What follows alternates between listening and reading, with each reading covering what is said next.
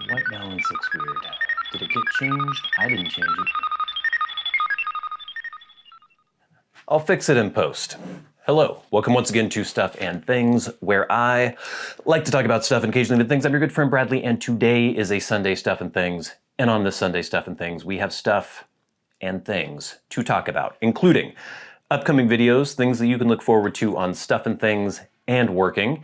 We're going to talk about just the crazy volume of pipe blends that I have reviewed on this channel and whether or not I'm worried that I will ever run out of blends to look at. And then I have to give you a film recommendation. I don't do this very often. Sometimes I give you little mini reviews of something I've watched recently. This isn't something new that I've watched recently. It's something that I first saw probably when I was about 13 or 14 years old, but it's been a perennial favorite. There are a lot of things that I enjoyed when I was a teenager that I no longer find very good because obviously my tastes have changed. But this is something that I can always recommend, I have always recommended, and I think it is one of the most entertaining, that's saying a lot, but it's one of the most entertaining film series I have ever seen, and I can highly recommend it. So we're gonna talk about that, and then of course we have your questions, comments, and feedback in hashtag askstuffandthings. So let's get into it. All right, gang, so what can you look forward to on Stuff and Things and working? Well, the recent video coming up, is this true? Yeah, is my video on my recent street photography. I've been doing so much photography lately, pretty much every single day after work and every day on the weekends. I am going out and taking street photos. I am editing those photos and I am posting a lot of them on my Instagram. If you have not followed my photography-centric Instagram, focused mostly on street photography, there is a link in the description box below, and you should, because I think it's fun, and I'd like you to follow that Instagram account, please. But I've been doing it so much, and I have a recent video where I'm basically, again, not picking out necessarily my favorite images that I've taken, but just some recent images that I've taken, kind of going through what I like, what I don't like about them, and then talking a bit about the challenges, or not even challenges, but just how it's a little different trying to do street photography in a city the size of Bellingham, where I live, which is about 100,000 people in the city limits. Not a big city, but kind of a weird city. So it's very different from trying to photograph in a place like New York or Chicago or someplace very urban and just packed with people on the streets. This place, there aren't as many people out on the streets. There are some interesting people though, so we'll talk about that too. So maybe if you're in a smaller place and you think, I can't do street photography, you have to be in a major, giant metropolis. Not necessarily. So that video is coming up next. Then we're going to have the video on I'm Not Going to Like Seattle Pipe Club Gentleman Rum Vanilla. This is one I recorded last week, and this is a blend that has both rum and vanilla. So it's kind of a double whammy of things that I'm probably not going to like, but stay tuned and check out this video because maybe you'll be surprised. Maybe you won't, but maybe you will. After that, we are going to do a video that I think you're going to enjoy. I'm looking forward to this one, and I think it's just a really fun thing to do. Basically, when I was moving several months ago, I found this giant bundle of old art that I had done mostly from high school. I did a lot of drawing and painting and stuff ever since I was a very little kid, and especially in high school, I was in this weird, I guess kind of an honors art class where I could do basically whatever I wanted. It was called studio art, and you just sat in the back of a normal art classroom doing whatever the hell you wanted while everyone else was being instructed on art technique and things. And I think I went a little off the rails. I think I did some pieces that are stupid and embarrassing. And I'm gonna show you those pieces in this video. Just a lot of very cringy, embarrassing high school art from yours truly. So check that out. Then we're probably gonna be looking at these Toscano Classico cheroots. That will be coming up on Stuff and Things as well. That seemed to be the thing that most people wanted to see. And then after that, a lot of other things coming up. And then on working, we have working episode 33, that giant stamped and sand finished driveway complete. So with this little series that we've just done on working, you'll be able to see from the very beginning of this really major project to the very end, see it all come together, and it turned out really well. So lots of good stuff coming up on both channels. So I had a question recently from a viewer. Basically, they were asking me if I had reviewed a certain blend, and I said, oh, look at my playlist, you can search that and you'll see all the blends that I reviewed. They found out that yes, I had reviewed that blend, and then they said, oh my God, you've done so many blend reviews, aren't you running out of pipe blends to review? And the answer to that is not even close. It's kind of crazy in a hobby like this that is such a small niche. There are very few people relative to the population of the earth who are into pipes and pipe blends. It's just a tiny, tiny fraction of a tiny fraction of a tiny fraction of a group of people who are into a hobby. And it's amazing that that group of people is still so catered to by having so many blends available, hundreds upon hundreds. I have reviewed, I wrote it down somewhere, 155 blends, actual reviews. So that's not counting blends that I've done just like a spotlight, or I'm not gonna like this, or just talked about a blend. These are blends that I did an actual full review for. So there's probably, I don't know, 190, 200 blends that I've actually talked about on the channel. And there are still hundreds and hundreds more. I will never run out of pipe blends unless at some point it is just completely banned worldwide. I don't know. That's always possible. But for now, it seems like there is never going to be any threat of me running out of blends to review on the channel.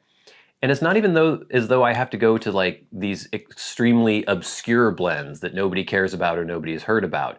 There are still lots of mainstream, well, not mainstream. Again, anything within the pipe hobby is not mainstream. This is very niche. It is not in any way popular relative to other things in the world and on YouTube and things like that. So we always have to keep that in mind.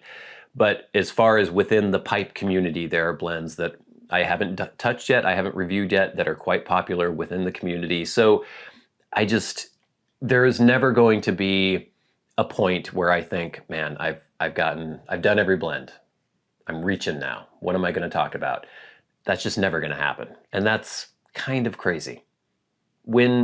What percentage of the people in the world purchase pipe blends? Maybe, I can't even imagine the infinitesimally small percentage of the world population, but we're still able to support an industry with this much variety.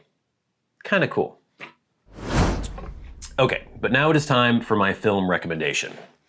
When I was middle schoolish mostly, but then into high school as well, I was a big fan of Hong Kong martial arts films. Obviously, I liked the Bruce Lee films, but I got into some like John Woo stuff as well. So more contemporary, like shoot 'em up, gangster cop films. But I especially got into Jackie Chan films when I was a youngster. So some of his kind of period pieces like Drunken Master, but especially the Police Story series. And when I was in high school, I guess, so what year did Police Story came out? Police Story 1 came out in 1985.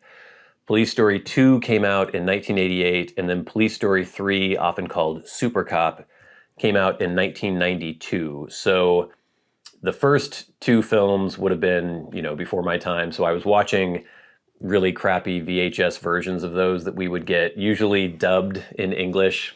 The dubbing is ridiculous. Kind of funny in its own right, but not really great. And then I think 92, I probably didn't get to see Super Cop right away. So by that time, yeah, it still would have been on VHS. And so I would have been in middle school when I was watching that as well. So the first two films especially, Police Story 1 and Police Story 2, I think are some of the most amazing action films ever produced. They're actually directed by Jackie Chan as well. By the third film, he wasn't directing anymore. The third film is still very much worth watching. But I want to mostly talk about 1 and 2 because the Criterion Collection has a collection, a Blu-ray of Police Story 1 and 2 with a really beautiful restored print of the film with lots of cool audio options. You can watch the dubbed version if you wish, in which the Jackie Chan character is called Kevin instead of Chan Kakui, as he is in the Cantonese version. Even though I grew up watching the dubbed versions, because just the Cantonese version wasn't available when I was a kid, I definitely recommend watching the Cantonese versions. But anyway, these films, it's hard to describe exactly why they're so good. I could talk about the action scenes, the set pieces, and just the amazingly dangerous, death-defying stunts that not only Jackie Chan performs, even though he's performing the majority of them, but his co-stars. All the films have Magee Cheung, or at least the first 3 films have Magee Cheung. She was in lots of really popular movies in Hong Kong in the 80s into the 90s. I think she retired from acting in 2006 or 2007 or something like that. But she's amazing, and she plays his sort of put upon girlfriend and long-suffering girlfriend May in these films, and she does insane stunts as well. And there's one. All of these films in the end credits will show you when all the stunts go wrong. And there's one where she is smacked in the head by this giant angle iron arch that just destroys her. And I read later, basically scalped her. She had to have over 17 stitches. It just peeled off a huge part of her scalp. Super dangerous stunts. Some of the most amazing things, practical stunts I have ever seen. Probably the most amazing practical stunts I have ever seen put on film. And at this time, 1985 and 1988, for the first 2 films, everything was practical. They weren't pretending in any way. If you see Jackie Chan jump onto a moving bus and then from that moving bus through a pane of, I'm sure, sugar glass, but a glass billboard onto a building, he is literally doing that. When you see him slide down a giant fire pole-esque thing festooned with lights from 4 stories, he is literally doing that. In Police Story 3, when you see Michelle Yeoh, that's one of the main reasons to watch Police Story 3 is because Michelle Yeoh is in it. When you see her leap from a moving van onto the hood of a moving car, she is actually doing that. She jumps a motorcycle onto a moving train. These are the stars doing these things. So obviously in Hong Kong at that time, they did not have the kinds of restrictions with insurance and stuff that we have in Hollywood now, or that we've had in Hollywood for a long time. These stars are doing ridiculously dangerous things, and these stunts are so impressive. Basically, Jackie Chan plays Chan Kakui, who is a cop in Hong Kong. He's kind of bumbling, but also super competent. He's kind of Buster Keaton-esque in that there's a lot of physical comedy. These aren't super serious, hard-boiled, investigation films. They're martial arts films, but there's a lot of physical comedy. Some of the comedy is kind of lowbrow and slapstick, but Jackie Chan is kind of a Buster Keaton-esque figure in that he doesn't always win. Well, he does win in the end, but he's not always just beating down his opponents. He takes damage, bad things happen to him. He gets himself into ridiculous, sort of physically comedic situations. And basically, there's a big baddie in the first film who they arrest in a big drug bust set piece at the first part of the film. But then throughout the film, he's trying to protect a witness, and the plot kind of matters, but it doesn't matter that much. It's mostly just something to hang all these action set pieces off. And in fact, when Jackie Chan was writing it with his co-writer, he basically just had all these set pieces. We're going to do something in a mall. We're going to do something here. We're going to do something here. And they kind of just cobbled all these set pieces together and then wrote the film around these action set pieces. I don't think it damages the film in any way because the set pieces are so amazing. The characters are charming. I love Jackie Chan. I love Magee Cheung as his girlfriend, May, but I just can't recommend these movies enough. Especially in this age when if you watch a Marvel movie, which I never do, but from what I've seen, it just looks like basically computer-generated people on a computer-generated field moving through a computer-generated space. It's like a video game. It's like a cartoon. It's like something animated. In 1985, when Jackie Chan was being punched in the face and thrown off a building, he was being punched in the face and thrown off a building. And it's just so impressive. Like some of these stunts, when you're watching them, you're like, oh, wow, that's pretty good. But then when you remember that they're actually doing the things that you're seeing on screen, then you really realize how impressive these stunts and these set pieces are. And especially when you watch the credits at the end and you'll see like, oh, they don't have any harnesses or wires. They don't have anything really protecting them when they're doing these things. It's just, they're just doing them. It's crazy. There's lots of good behind the scene footage on the DVD set that I got from the Criterion channel. So I would highly recommend, you can watch them on HBO Max. Police Story 1 and 2 are there. You can watch them on the Criterion channel. You can get that Criterion Blu-ray, which I highly recommend. It is very cool. All sorts of nice special features, and the picture looks amazing. Lots of places where you can find these films, but they are so good. I love them so much, and I'm really happy that I have them all. I have all three now. I have the first two in that Criterion collection, and then I got another, well, that's my middle finger, sorry about that. Then I got another one, Police Story 3 on just a standalone 4K DVD or Blu-ray as well. And like I said, that one maybe not as good as the first two, but it does have Michelle Yeoh, and she's fantastic. So Police Story 1, 2, and 3, I cannot recommend them enough. ConCoClem. Okay, gang, now it is time for hashtag #AskStuffandThings. Remember, if you have a question for me and you would like it answered on the Sunday Stuff and Things, tweet at SATBradley with the hashtag #AskStuffandThings, and I will do my best to answer your question. Also, you can write to me via Patreon if you are a Patreon supporter and go right to the front of the line, or you can hit that Super Thanks button under this video, go right to the front of the line, and you can also leave questions, comments, and feedback in the comment section of my YouTube videos. Now, we have some feedback from last week's Sunday Stuff and Things. This is from Sater. Looking forward to the rum vanilla experience. Sounds like something I might like. Gentleman's Rum Vanilla by SPC. Doesn't sound like something I might like, but it might be something that you like, so definitely check that out. We have at Skippy B Coyote 895. The two SPC blends definitely would have been my top picks, though I sure hope they do a bigger run of them since they both sold out fast and I never got the chance to snag a tin. That is something that I think about when I do these limited run blends. I think it's interesting because I think the blends are interesting, but I always do feel kind of weird, like these aren't going to be widely available, so is it going to be super useful for me to do these videos? I don't know. Next, we have at MTate02.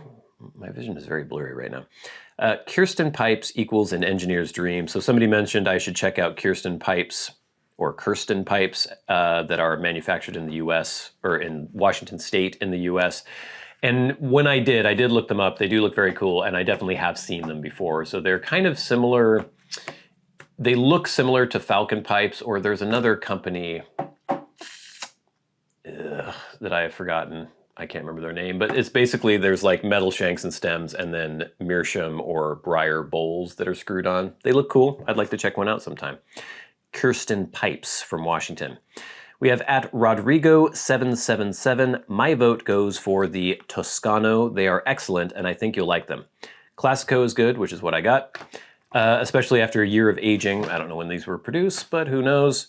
But Garibaldi is my favorite of their common line. Just remember to cut it in half and ess it slowly, because Toscanos can get quite rough tasting and hot since it's such a small cigar. And I've heard that as well. I think they're kind of fatter in the middle and they taper out in the end. People would cut them in the middle and share them with friends back in the day. Next, we have at Solar Labyrinth. Hopefully working continues to grow, as I do really enjoy the videos. I hope it continues to grow. I hope it starts to grow. I would really like working, and I guess now working Stuff and Things to become popular. So again, I will ask, if you haven't gone to that channel and subscribed or watched or liked any of those videos, please do so. It would really help me out. They come out just often enough, too, to sate my appetite without worrying about falling too far behind if I miss a week. I am personally less interested in the technical how-to aspects of the videos, but enjoy them for their soothing, relaxing pace. Just watching someone work with chill music and occasional narration makes the minutes fly by when I want to shut my brain off. And thank you, @SolarLabyrinth, because that's exactly what I was going for with the channel. I wasn't trying to make it a how-to, because people are probably not going to pour their own basement slab. They're probably not going to do a hard trowel surface of their own. They're probably not going to pour a stamped concrete patio or something. So it's not a how-to. It's just, this is what my work is like. This is what it's like to do cement finishing in the Pacific Northwest. And I was trying to go for just kind of a chill, calming vibe. Sometimes stress occurs, obviously, but I'm trying not to impart that stress to the viewer. Next, we have some feedback from Pipe Force Episode 2 Review. This is from @TheBrooklynPipe, who says, nice review. I didn't get any of that berry or sweetness in my own review, though. Cheers from Brooklyn. The berry thing was definitely something I tasted. Very, very, very obvious. Well, not very, very obvious, but it was definitely something I noticed pretty much right away, so that's interesting. @TomBrown1898 says, Bradley, those unique blends will make you crazy, especially when they become extinct. In more than a half-century of pipe essing, there have been a few, but only a few, and all of them English blends. Ah well, there are still plenty of good blends left. Great show today. Yes, as we were talking about earlier, we will never run out of blends. Mr. Smith, FL7, I can't read that last bit, commenting here because I know it helps the channel. Thank you. I've been on the fence about trying this blend, and you have convinced me to give it a whirl. Thanks so much. I've been watching for a few years now. Please keep the blend reviews coming. As I mentioned, there is no sign of them stopping because we will never be running out of blends to review. Gang, thank you so much for the feedback. Please keep it coming in. It really helps make the show go. But now it is time for the best part of the show, and that is where I thank our Patreon supporters. And today, we have a Patreon supporter who has leveled up from the producer shout-out tier to the Maniac tier. He has joined the likes of our hollowed friends, Peter Straub, who is, unfortunately, now no longer with us, but a perpetual Hall of Fame member. He was a Maniac tier supporter. We've had others come and go, but for now, Bob Magee was the only other Maniac, but Ryan McFadin joins Bob Magee as a Maniac. He also has the right, the opportunity to have a conversation with me on Skype / Zoom / whatever, FaceTime every 3 months, 15-minute conversation every 3 months. No one has ever taken me up on that other than Peter Straub. It's interesting. I mean, obviously we haven't had a lot of Maniac supporters, but it's fun how, like, especially our good friend, Stolid Dependable Bob Magee, he's just like, no, I'm just showing you my support. Don't need anything out of it. Thank you, Bob. So yes, thank you so much to Ryan McFadin, who is now a Maniac along with Bob Magee. But every week we shout out those who support the channels at $25 or more a month. The producers of Stuff and Things, the people who make it possible for me to do what we do on these channels. People like Glenn Dunnington, Jason Buckner, Arcturus, Ashes of the Phoenix, Jonathon Proctor, Kyle Waitkunas, ConCoClem, Charles Mowers, and the Friendly Piper. And of course, the Maniacs, the crazy people who support the channels at $100 a month, people like Bob Magee, and our newest Maniac, Ryan McFadin. We will never forget our Hall of Fame member and dearly departed friend, Peter Straub. So gang, if you would like to support the channels, there is a link in the description box below. And like I said, it is really, really useful to me being able to produce this content. Please stay tuned for all sorts of good stuff. Too many good things to mention coming up on Stuff and Things and on Working. The next video in the rotation, though, is the my recent street photography. Then it's going to be I'm not going to like Sutliff, well, not Sutliff, sort of Sutliff, Seattle Pipe Club, Gentleman's Rum Vanilla. We'll be having the Toscano Classicos coming up. We'll be having embarrassing high school art, all sorts of good things. Working episode 32, the final culmination of that giant, very fancy driveway. Too many good things to look forward to, but until next time, until we meet again, I've been a good friend Bradley. You've been the audience that's been Stuff and Things on a very not yet quite pleasant Sunday Stuff and Things, but a Sunday Stuff and Things. I'll see you later.